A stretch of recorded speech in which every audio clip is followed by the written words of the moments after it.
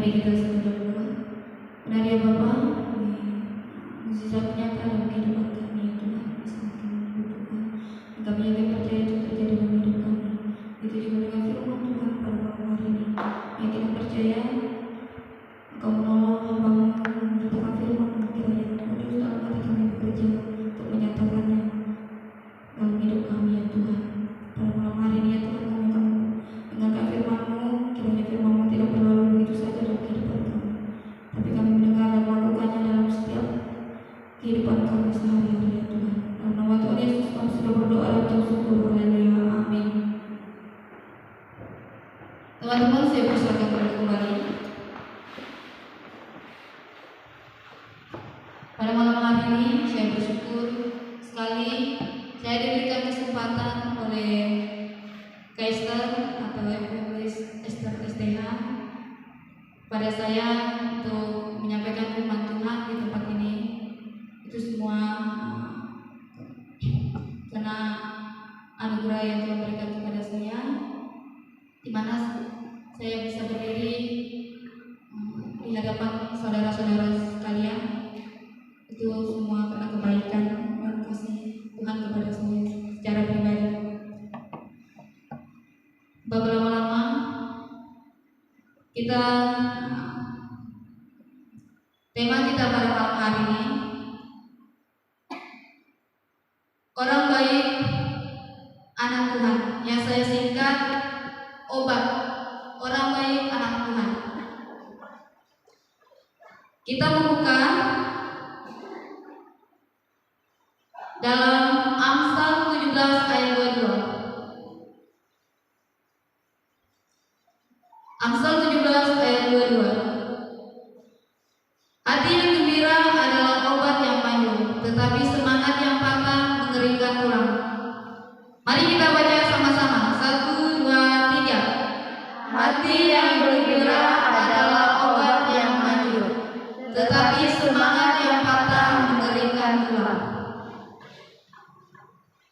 Ya. Ini dari Amsal yang menyatakannya. Dan kita lihat apa pengertian obat. Obat dalam bahasa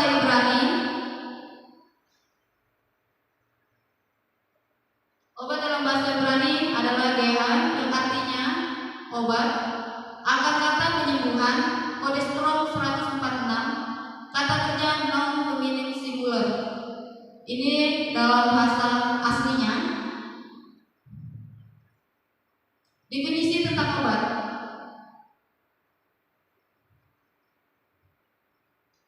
Obat adalah satu zat yang diberikan kepada tubuh manusia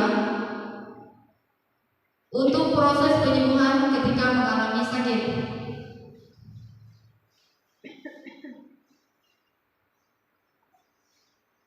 Dan secara manusia kita pernah mengalami sakit. Siapa yang tidak pernah sakit di sini? Semua pernah sakit ya, dan kita pernah merasakan itu obat. Obat ada rasanya manis, pahit, itu berbeda-beda. Tetapi Salomo berkata, obat yang manjur dalam diri manusia adalah hati yang gembira, adalah obat yang praktis untuk menyembuhkan segala penyakit, karena berfungsi untuk menyaring segala racun yang masuk dalam tubuh manusia maupun dalam pikiran manusia. Hati adalah tempat kontrol pemikiran dan tubuh manusia.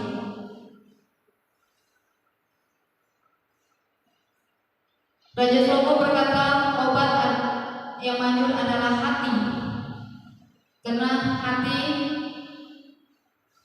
adalah sesuatu yang dalam tubuh manusia yang dapat memberikan rasa kebahagiaan, rasa kecewa terhadap manusia. Dan kalau kita melihat lagi, mengapa hati? Mengapa berbicara tentang hati? Satu, karena hati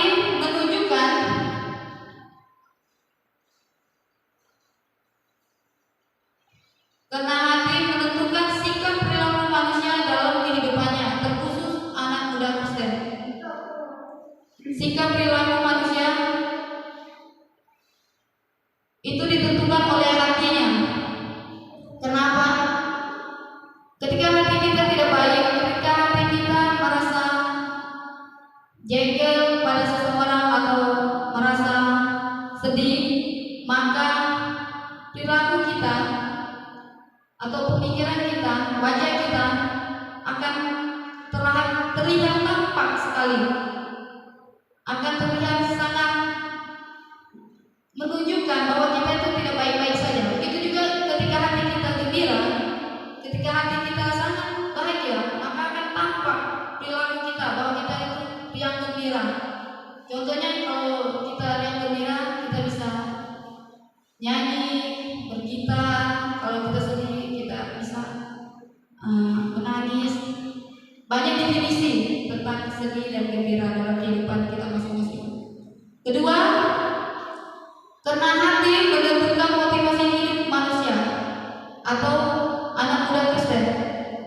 Motivasi ini adalah sesuatu yang kita dalam diri kita untuk memberi motif atau corak dalam hidup kita, sesuatu yang kita ingin capai dalam kehidupan kita. Apa yang kita ingin capai ketika kita sudah dewasa nanti, atau ketika kita sudah melanjutkan bidang studi, apa yang kita inginkan setelah kita selesai dari studi itu, kita ingin menjadi apa dalam kehidupan kita. Ini adalah motivasi, pengertian motivasi dalam kehidupan kita. Dan anak muda Kristen, pada malam hari ini, motivasi kita apa? Ketika kita datang ke gereja, kita motivasinya apa? Motivasi pertama itu hanya untuk menyenangkan hati Tuhan dan mendengarkan firman-Nya. Itu motivasi kita pada malam hari ini. Ketika kita dalam berpendidikan, motivasi kita apa dalam pendidikan? Kita ingin cita-cita kita tercapai. Segala sesuatu yang kita inginkan itu tercapai, membahagiakan orang tua.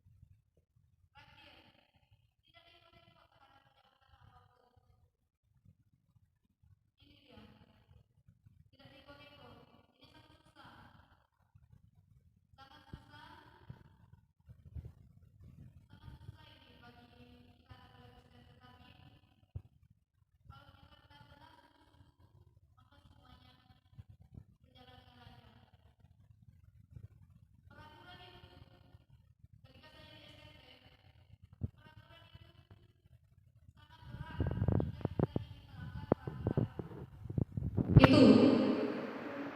Jadi kalau peraturan Tuhan dalam hidup kita, kalau kita tinggal dalam Tuhan, maka dalam Galatia pasal 5 ayat 22, pasal 5 ayat 22 sampai 23a, maka itu ada dalam hidup kita. Dan yang ini selanjutnya, hati orang jahat mengeluarkan apa dalam perbendaharanya, apa dalam hidupnya. Pertama, iri hati, dengki, kebencian, dendam, hal-hal yang negatif. Pasti kita semua sudah, ini sangat formal bagi kita. Bagaimana iri hati? Iri hati itu melihat teman kita sukses, kita merasa Allah, dia ranking 1, Allah diajak yang konten kok, kenapa dia bisa ranking 1? Ya kan, iri hati. Padahal kita nggak tahu apa sebenarnya yang dia perbuat. Dengki ini sangat sama dengan iri hati, tetapi ini lebih lagi. Dan kebencian ini memotivasi, bisa membunuh orang. Dendam sama, hal-hal negatif. Dari semua ini yang saya bacakan pada malam hari ini adalah garis bawahnya hal-hal yang negatif. Mengapa hal-hal negatif ini? Orang jahat selalu mengeluarkan hal-hal negatif dalam kehidupannya. Oleh karena itu, kita sebagai anak muda Kristen harus tampil beda dengan anak-anak muda Kristen, dengan anak-anak yang di luar sana. Selanjutnya, tantangan anak muda Kristen yaitu baper. Saya baca yang kita semua. Anak muda Kristen selalu baper dalam segala hal, merasa dirinya paling tersakiti dan tidak ada lagi jalan keluar dalam pikiran dan hatinya, selalu tidak ada harapan atau tidak ada lagi kedamaian. Bagaimana ini? Kita baper dalam kehidupan kita, sedikit-sedikit orang tegur kita baper, gak bisa terima teguran, gak bisa terima apa-apa. Apa sih dia tegur-tegur saya, bapak mama saya gak pernah tegur saya. Baper ini. Generasi zaman Z itu sangat baper semua, baper. Lihat SW orang baper, lihat apa yang keluar dari TikTok baper, apalagi dengan kata-kata yang sangat memotivasi baper, yang buat sedih baper, semuanya baper. Selanjutnya, lihat Uzumaki Naruto saya. Kalau memang ada kedamaian, aku akan menemukannya.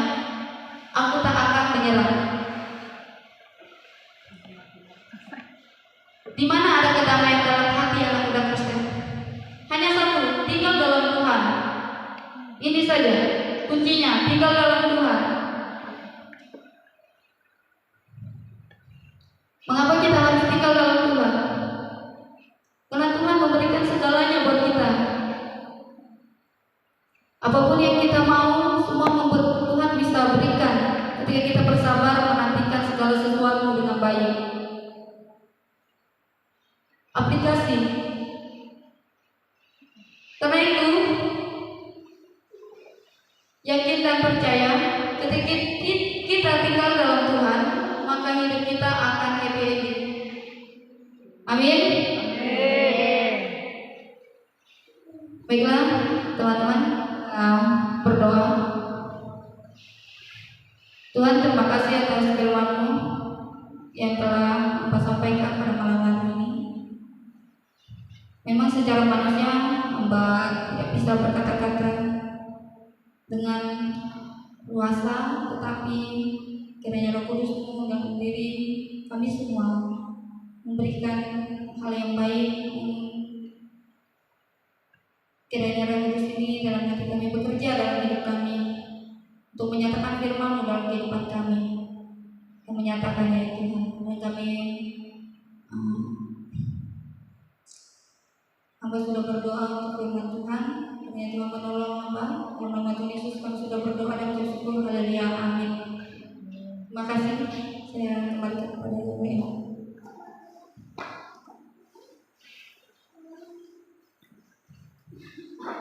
Terima kasih kepada saudara penasihat.